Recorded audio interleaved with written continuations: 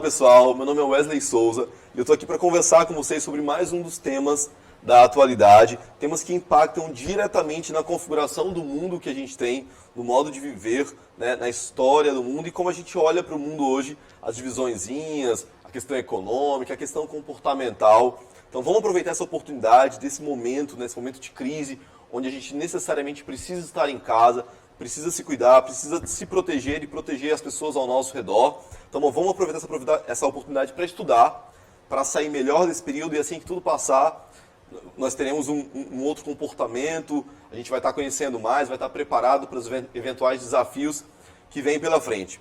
O tema de hoje é um tema que é muito importante para entender, de fato, o desenho do mundo, como as forças políticas, econômicas, militares estão organizados. A gente vai falar sobre velha ordem mundial e nova ordem mundial. Mas o que é esse negócio de velha ordem mundial e nova ordem mundial? Ao longo da história, a gente tem países que têm uma predominância, um poderio maior, poderio de influência, poderio econômico, poderio militar ao longo do mundo, e outros países que têm um poderio menor e que necessariamente precisam seguir um daqueles chefões ali que estão conduzindo a coisa ao longo da história do mundo. O que a gente chama de velha ordem mundial é um período que vai de 1947 até 1989. Essas datas, elas não são datas fixas necessariamente, né? Quando a gente fala de um período, de uma transição para outro, o que acontece é que vão acontecendo modificações ao longo da história, né? Fenômenos vão acontecendo, movimentos vão acontecendo, e você encontra uma data ali para dizer, ó, a partir desse momento a gente tem uma configuração diferente. Mas é importante entender que isso não acontece abruptamente, né? Existe um traçado histórico, existem movimentos, existem crises e guerras. E aí, por falar em guerra, novamente a gente comenta uma guerra como um momento importante para entender a história do homem. Uma guerra é sempre uma crise humanitária, é sempre uma lástima, você tem empobrecimento de países, você tem mortes de pessoas. Isso não é para ser comemorado, mas é importante observar esses cenários como momentos em que a configuração do mundo foi alterada. E aí, 1947 é pós-Segunda Guerra Mundial. Os desenhos que a gente tem anteriores a isso começam a ser alterados no mundo. O equilíbrio de forças começa a ser alterado. Após a Segunda Guerra Mundial, nós temos a superação de muitas estruturas do imperialismo neocolonial do século XIX e a ascensão de novas forças, em especial os Estados Unidos da América. Tu tens ali no século XIX ainda a existência de muitos países ali no comando do mundo, países que usufruíram muito dessa colonização e de novas formas de colonização, por isso o termo neocolonial. O Reino Unido, por exemplo, foi um país que tinha muitas colônias ao longo do globo inteiro, inclusive o próprio Estados Unidos. Então, a partir da Segunda Guerra Mundial, tu tens um redesenho de forças no globo e os Estados Unidos é o país que a gente vale a pena apontar, dizer, ó, esse país saiu diferente da guerra por vários fatores, por fatores militares, pelos resultados que ele conseguiu, pelos fatores econômicos posteriores à guerra. E a gente vai conversar um pouco sobre isso, sobre essa velha ordem, como é que ela estava configurada, como é que o mundo respondia a essa velha ordem, e depois o que a gente chama de nova ordem mundial, que é um período posterior, né, que começa a partir da década ali de 1990 e vem até a atualidade. A gente tem atores que são os atores principais, né, o que a gente chama de chefões. Quem é que comandava os movimentos do mundo ali no campo militar, no campo econômico, no campo político e no campo ideológico, porque nesse período da velha ordem a gente vai perceber que o debate ideológico ele é muito forte e ele meio que é o protagonista que conduz esses atores para um lado e para o outro. Mas quando a gente para falar do aspecto dos Estados Unidos, né, por que os Estados Unidos saiu tão forte, por que até hoje, quando a gente observa os grandes países, os países com poderio, com domínio e com influência no mundo, os Estados Unidos estão lá figurando. Desde esse período, desde essa pós-Segunda Guerra Mundial até a atualidade, e deve figurar durante bastante tempo ainda aí no comando de boa parte do mundo. Primeiro foi o domínio das armas nucleares. Você tem o ataque dos Estados Unidos ao Japão, a Hiroshima e Nagasaki, com bombas nucleares, e isso fez o mundo ficar sobressaltado. Você ter uma arma que conseguiria destruir uma cidade em um período de tempo minúsculo, né, em alguns segundos, alguns minutos, é uma coisa espantosa, é um poderio militar que inevitavelmente colocou todo mundo de cabelo para cima e falou, meu Deus, espera aí, esse país tem uma força que a gente não tem ainda como equiparar. né? Então, qualquer exigência em qualquer campo diferente desse país, eu preciso considerar. Afinal, ele tem um poderio militar destruidor. Então, o domínio das armas nucleares, estar na dianteira desse domínio, tem muito a ver com o predomínio, com o protagonismo dos Estados Unidos durante o período da velha ordem mundial. Um outro ponto é o uso do dólar como padrão monetário internacional.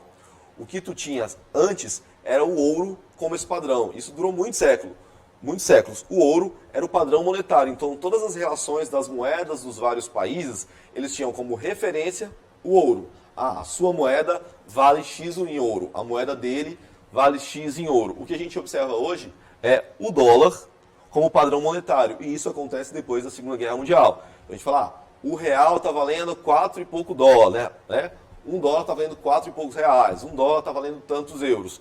O dólar se tornou o padrão monetário internacional. E isso, além de simbólico, tem uma questão econômica muito forte, porque eles acabam delineando a política monetária internacional de acordo com o que eles fazem com a moeda deles. Tá bom? A outra coisa foi a capacidade de financiar a reconstrução de países destruídos com a guerra e a ampliação de investimentos de empresas transnacionais nos países subdesenvolvidos. Como a gente falou, as guerras, os conflitos, inevitavelmente trazem destruição. No período posterior a isso, quem consegue ter capital para financiar essa reconstrução exerce muita influência. Né? Se você está precisando de dinheiro para refazer um país e eu tenho dinheiro para te oferecer para essa reconstrução do país, eu posso te condicionar muitas coisas. Eu posso dizer, eu preciso que você adote política fiscal tal, política tributária tal, política social tal. E o país e os Estados Unidos exerceu largamente esse domínio ao longo de vários países do mundo nesse pós-guerra, porque ele tinha dinheiro. Ele acumulou muito dinheiro com a sua tecnologia bélica na Segunda Guerra Mundial. Então, havia muito dinheiro e a própria vitória da Segunda Guerra, o país que perde, ele é ali obrigado a muitos pagamentos, a muitas cessões, às vezes até territoriais, né? O país perde uma parte do seu território e isso enriquece os países ou o bloco de países que saiu vencedor daquele conflito bélico. Então é importante entender as guerras porque elas determinam muitas novas reconfigurações e determinam muito de como a gente vê o mundo, de como o mundo está desenhado neste momento. Estes, então, foram alguns dos fatores que influenciaram esse protagonismo dos Estados Unidos no pós-Segunda Guerra Mundial, nessa dicotomia, que é o que a gente vai ver agora, do novo momento. Nesse novo momento, a gente tem os Estados Unidos e a gente tem a União Soviética, que se forma ali em 1917, o que a gente chama de Revolução de 17 ou Revolução de Outubro. 15 repúblicas se uniram, né, em torno dessa república dos países soviéticos, que hoje a gente tem a Rússia, né? A Rússia era o maior país, ela é o maior país do mundo, mas ela era quem encabeçava essa estrutura de países soviéticos. E, como a gente falou anteriormente, o debate ideológico era talvez o debate predominante nesse período. Tu tens os Estados Unidos como um país protagonista e defensor da ideologia capitalista e a União Soviética como um país defensor da ideologia socialista. É preciso informar que assim, nos últimos anos a gente teve um reavivamento desse debate, mas de maneira muito desfigurada, de maneira muito superficial. Quando você olha para isso aqui, existem inúmeras variações, inúmeras nuances. O capitalismo em si, ou os teóricos do capitalismo, não são um corpo homogêneo onde todo mundo pensa igual. A mesma coisa com o socialismo. Então tu vai ter autores socialistas que falam sobre uma configuração de sociedade, tu vai ter outros que falam sobre uma variação dessa configuração, outros falam sobre uma variação porque a gente pensa igual. Então, ainda que eu tenha muitas ideias em comum com você, em algum ponto a gente tem uma variação. E essa variação faz com que os conceitos sejam plurais. Então, se você for pegar o conceito de democracia, o conceito de nação, o conceito de povo, o conceito de capitalismo e socialismo, você vai perceber que esse conceito muitas vezes varia de acordo com o autor. Não existe essa homogeneidade de todo mundo pensando igual. Não somos robôs, né? Somos seres humanos com experiências e vivências diferentes. E isso implica que a gente configure, que a gente recomende, que nós teorizemos as coisas de formas diferentes. Então, esse debate que a gente tem nos últimos anos sobre capitalismo, socialismo, ele é um debate, infelizmente, muito superficial, porque ele não aprofundou nos vários pontos disso. Hoje o mundo vive nuances desses movimentos, com um predomínio, de fato, capitalista, mas tu ainda tem alguns países que mantêm em determinado nível a sua economia e a condução da coisa pública com preceitos socialistas, né, como Cuba e outros países. Então, a configuração que tu tinha nesse velha ordem mundial, ali era uma configuração com esses dois países comandando a coisa, com esses dois países exercendo influência. Os Estados Unidos é um ator novo que sai da Segunda Guerra Mundial e a União Soviética, desde aí de 1917, ela já começa a exercer um protagonismo no mundo pelo tamanho, pela pujança, pelo potencial bélico, pelo potencial econômico dessa estrutura. Então tu tens uma divisão entre essas duas correntes ideológicas, mas ao redor disso tem a questão econômica, a questão geográfica, a questão bélica. Tá bom? E aí tu tens algumas corridas que se dão entre essas duas potências, né? Porque se eu estou disputando com alguém, eu preciso mostrar que eu sou melhor, eu preciso ter pontos que mostrem que nessa disputa eu sou melhor do que aquele, né? Eu tenho mais poderio, eu tenho mais força que aquele. Duas corridas prioritariamente. Uma delas a corrida armamentista, que era puxada por uma tensão nuclear. Né? A tensão nuclear era coisa fundamental ali, porque os Estados Unidos utilizou 2 bombas nucleares no Japão e mostrou que aquele era um poderio, pelo menos naquele momento, insuperável, um poder destruidor. Então aquilo condicionou em muito todo o debate bélico do mundo e todo o debate político do mundo. Afinal, existia um país ali com um poderio militar estrondoso, nunca antes pensado pela humanidade. 5 anos depois do que acontece lá em Hiroshima e Nagasaki, o ataque norte-americano, a União Soviética declara que ela também já tinha dominado aquela tecnologia. Falou, ó, eu também já sei fazer essa bomba e já sei detonar ela num território se for necessário. E aí, esse conflito se torna mais acirrado. O clima de tensão no mundo se torna maior, porque tu tem 2 países, e 2 países que são adversários nessa disputa mundial, possuindo aquela tecnologia. É aquele nível de destruição contida naquela tecnologia. Então, a corrida armamentista, ela foi uma das 2 corridas que a gente pode ver ao longo dessa metade de século, lá de 1947 até 89, que fizeram essa disputa acontecer. Ela era muito centrada na corrida armamentista. A gente vai observar que esse tratado é o que dá uma amenizada nessa tensão que durou muitas décadas. A Guerra Fria, que é como a gente chama esse período, durou muitas décadas de tensão no mundo, de influências desses países em regimes que se tornaram ditatoriais, por um lado e por outro, né? Então, ditaduras impostas a partir do auxílio da União Soviética, ditaduras impostas a partir do auxílio dos Estados Unidos. A gente tem casos aqui na América do Sul mesmo. Por exemplo, Pinochet no Chile, a ditadura militar no Brasil, que tiveram esse embate de forças como fator para eles. Então, esse Tratado de Redução das Armas Estratégicas, ele foi um documento importante de conciliação.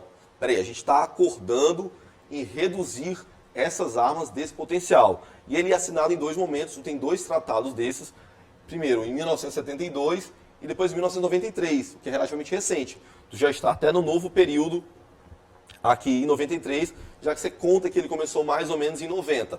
Esse é um tratado importante para a diminuição dessa tensão que acontecia no mundo, né? Dessa disputa armamentista, dessa disputa bélica, pelo menos de tecnologia, uma vez que não houve conflito de fato entre esses 2 países no mundo durante essa segunda metade do século XX.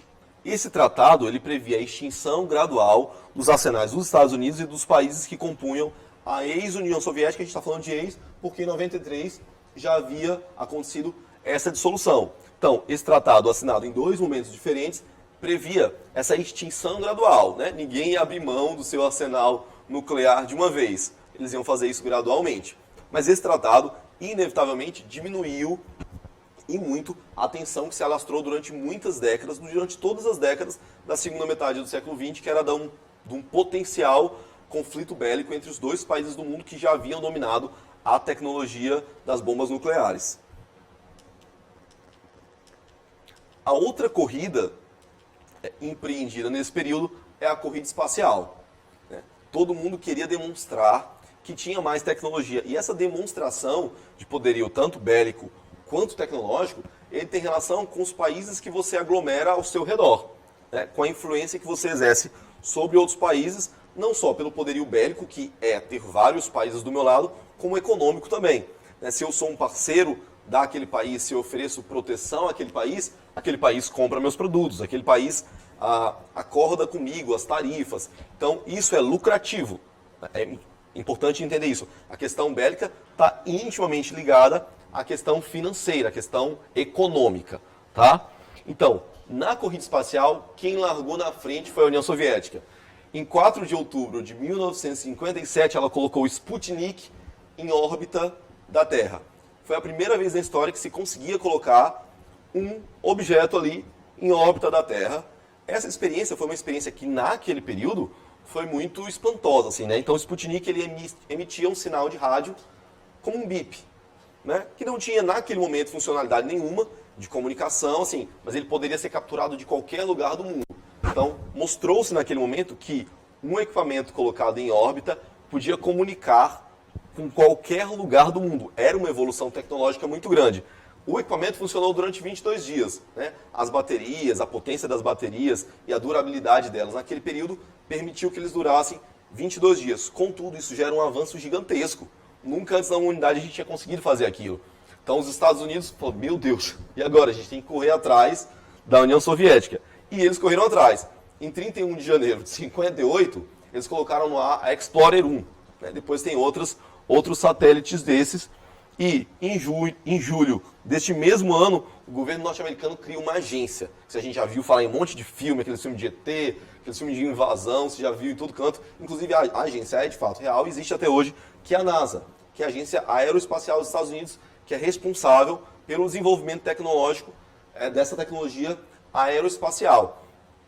Essa corrida, assim como a corrida armamentista, ela é responsável por muitos dos empreendimentos tecnológicos desenvolvidos neste período.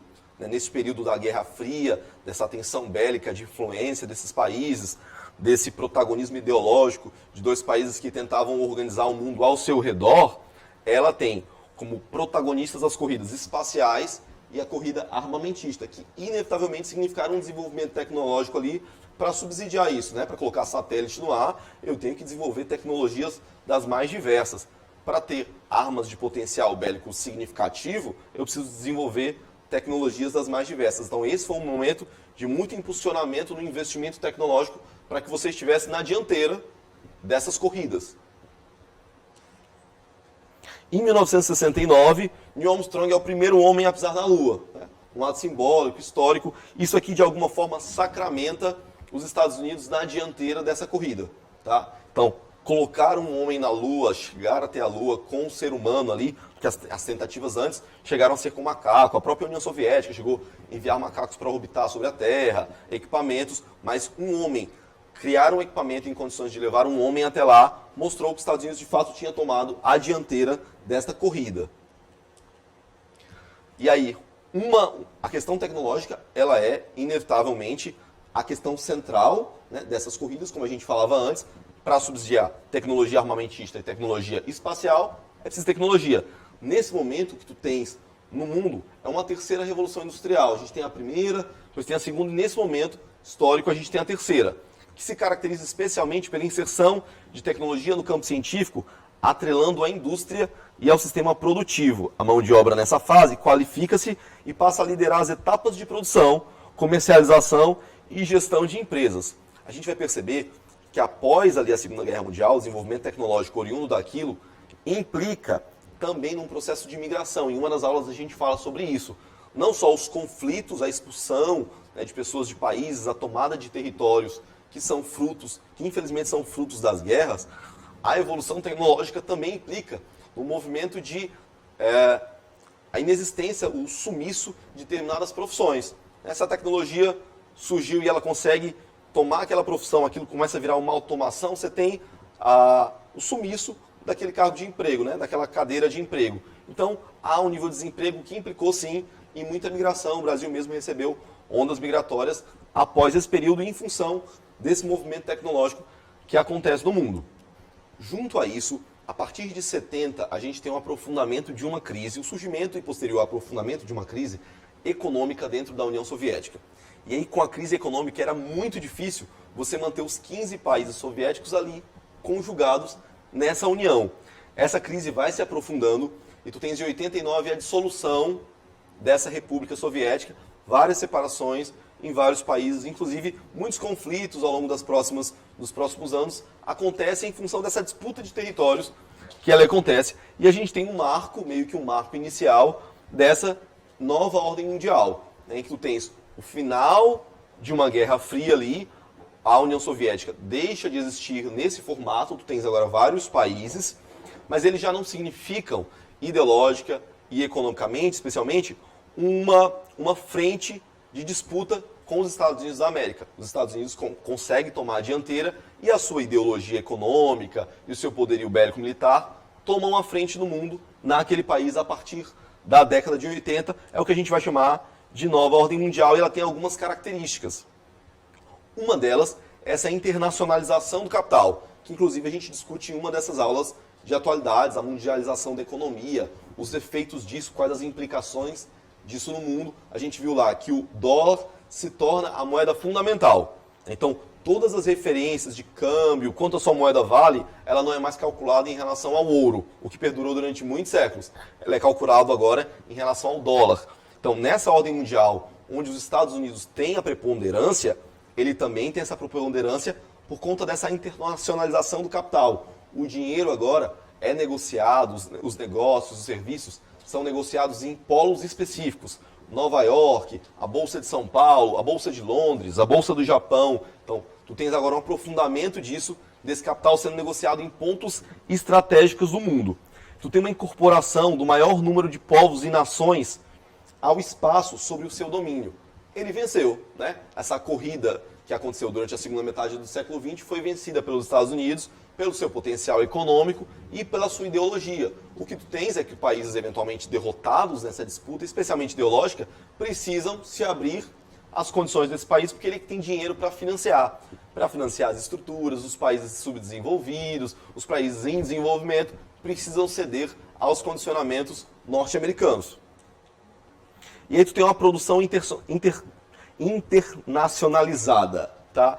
Essa produção, ela fundamentalmente diz que tu tens um fim das fronteiras nacionais no sentido de que eu vou usar a mão de obra da China, porque a China tem uma população gigantesca e a mão de obra é um pouco mais barata em determinados momentos históricos, eu uso a mão de obra de lá. Só que o desenvolvimento tecnológico eu faço nos Estados Unidos.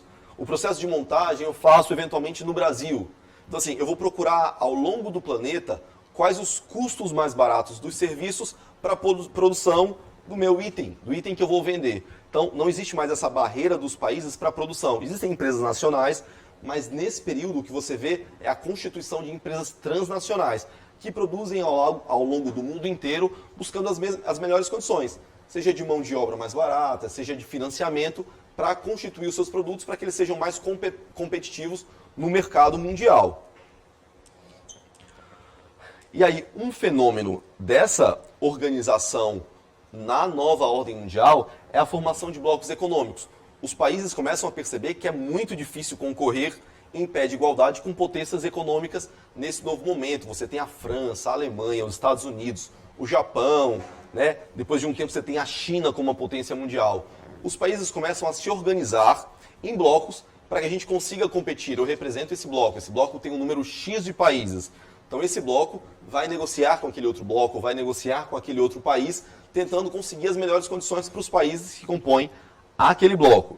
Nós temos zonas de livre comércio, um exemplo delas é o NAFTA, nós temos uma união aduaneira, que um exemplo é o Mercosul, do qual o Brasil faz parte, e o mercado comum, que é o caso da Europeia, que é o caso da União Europeia. A união aduaneira, que é o caso do Mercosul, é o tipo de organização de bloco econômico que tenta estabelecer, pelo menos as tarifas, né, as tarifas de entrada e saída de produtos, de forma que elas sejam iguais. Então, assim, a importação para a Argentina ou para o Brasil vai tentar estabelecer uma tarifa única para a entrada. Olha, eu tenho um bloco econômico aqui com um número X de países. O nosso capital, né, o nosso potencial capital, o nosso potencial de consumo é X. Lhe interessa vender para cá? Se você for vender para cá, você não precisa negociar com cada país as suas tarifas. Você negocia com um bloco geral. O mercado comum, que é o caso da União Europeia, além desse debate tarifário, de quebrar tarifas entre os países para que os bens e serviços circulem livremente por ali, ele também quebra essa limite fronteiriço. Então, assim, a circulação de pessoas também é liberada. Essa é uma das características do mercado comum e as zonas de livre comércio vão estabelecer a mesma coisa, né? Um livre comércio entre os países, só que com uma redução das tarifas entre eles. Essas são algumas das características desses blocos econômicos que surgem especialmente nesse momento, que se aprofundam nesse momento. O mercado comum da União Europeia, ele tem uma origem histórica mais antiga, né? Ele vem ali desde a Segunda Guerra Mundial, tentando gerir as riquezas minerais da Europa. Contudo, ele se aprofunda e nessa virada da velha ordem mundial para a nova ordem mundial, ele toma essa configuração, especialmente ali da década de 90, que é uma configuração mais econômica, de circulação de pessoas e circulação de bens e serviços. Tu tens, nesse momento, uma aceleração tecnológica gigantesca. Especialmente porque tu não tem mais conflito bélico, né? O conflito bélico, infelizmente, é um impulsionador, sim, porque para ir para a guerra eu tenho tecnologia e tudo mais. Contudo, ele também, a guerra, por sua natureza, destrói. Destrói países, mata pessoas, potenciais desenvolvedores de tecnologia, mas nesse momento você tem um momento de pacificação. E aí é possível investir e tranquilidade para investir no desenvolvimento tecnológico. As características da tecnologia e da relação da tecnologia com produção nesse momento são a de sistemas ciberfísicos marcados pela introdução de nanotecnologia, inteligência artificial, robôs, impressão 3D, biotecnologia e outras tecnologias que a gente nunca tinha visto na história da humanidade. E alguns países já vivem, em algum nível, a utilização dessas tecnologias no seu ciclo produtivo.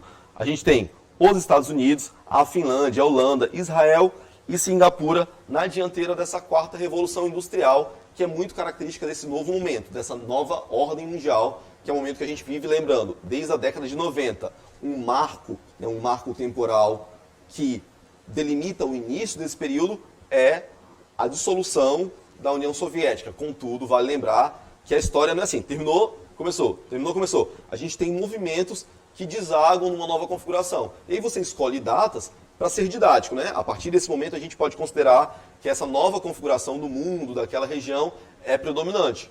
Contudo, ela não surge do nada. Ela tem um lastro histórico ali de construção que é importante a gente entender. E aí essa economia globalizada ou multipolar é aquilo, você tem empresas atuando ao longo do globo inteiro. Tanto produzindo ao longo do globo inteiro, pegando o crédito mais barato num país, a mão de obra mais barata no outro, a tecnologia desenvolvida no outro porque ela é de mais alta precisão, de mais alta qualidade, e na hora de vender eu também vendo para o mundo inteiro. O que implica dizer que eu tenho que fazer o carinha lá do Vietnã entender que ele precisa de um iPhone. Assim como o carinha daqui do Maranhão entender que ele precisa de um iPhone. O mundo inteiro tem que ter na sua mentalidade que o iPhone começa a ser um produto necessário, ou que o All-Star, ou que a Coca-Cola. Então, isso faz parte também de um processo de criação de consciências, de criação de necessidades. Eu preciso compartilhar essas necessidades. E os países que estão na dianteira do processo, né, os Estados Unidos e outros países como a China, a Alemanha, a França, começam a ter que transportar essas supostas necessidades para os países de menor influência. Os países de terceiro mundo, os países em desenvolvimento, essa suposta necessidade de comprar, né, de consumir, ela tem que ser implantada no indivíduo para que o indivíduo ceda a essa economia globalizada, onde tudo é produzido em todo lugar e tudo é vendido em todo lugar. Os polos de maior destaque nesse momento são os Estados Unidos, a União Europeia e o Japão e a China. Esses dois últimos mais recentemente, mas com muita força. A China se tornou um poderio econômico, militar e político que tem ali, nessa nova configuração do mundo, disputado com os Estados Unidos, por exemplo.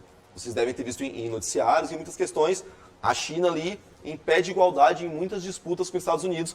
Muito provavelmente a gente tem agora, a partir de determinado momento histórico, uma nova reconfiguração do mundo de polos ali, né? O polo da China, a União Europeia congrega mais de 20 países, 28 países, então é uma força muito grande. Então, é preciso entender e observar que os movimentos estão acontecendo. Daqui a pouco, talvez a gente tenha uma nova ordem, né? Uma nova configuração no mundo. Calcula-se que os blocos capitaneados por estes, lá, China e Japão, considerando um bloco, União Europeia e Estados Unidos, controlem aproximadamente 80% dos investimentos do mundo. Olha o tamanho disso. 80% dos investimentos do mundo são controlados por esses três blocos.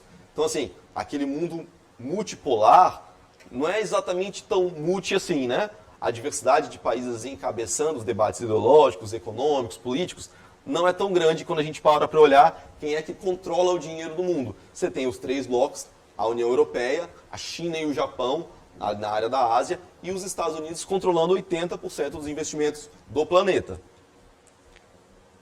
Gente, é isso. Entender a velha ordem mundial, esse processo da Guerra Fria, a dissolução da União Soviética, o porquê do protagonismo dos Estados Unidos e essa mudança, né? O que acontece ali na década de 90, a crise econômica que faz a União Soviética não conseguir se manter, a dissolução desses países, um aprofundamento desse capitalismo ao longo dos países do mundo e essa vitória dos Estados Unidos. Depois tu tem que outros países começam a alavancar, a China, o Japão, a organização da União Europeia nos moldes em que a gente tem hoje. Todos esses fatores são muito importantes para entender como é que o mundo está organizado agora e como é que ele vai se organizar daqui a algum tempo. A gente tem modificações acontecendo. Esse próprio momento histórico que a gente está vivendo agora pode reorganizar muita coisa. É possível que a gente saia desse momento com um país reconfigurado de maneira diferente. Os Estados Unidos, por exemplo, têm sofrido muito com essa coisa do Covid-19. A China sofreu bastante, mas já conseguiu de alguma forma contornar. O Brasil está nesse desafio e essas aulas têm como função fazer você ficar em casa para que a gente vença esse desafio. Então, estudem mesmo, volte à aula, dê um Google, estude, pegue seu livro, troque opinião com alguém, pergunte, critique, tá? E vamos sair melhor desse período, vamos ficar em casa e ajudar a controlar essa pandemia. Vamos sair melhor de tudo, vai dar tudo certo. Até mais, gente.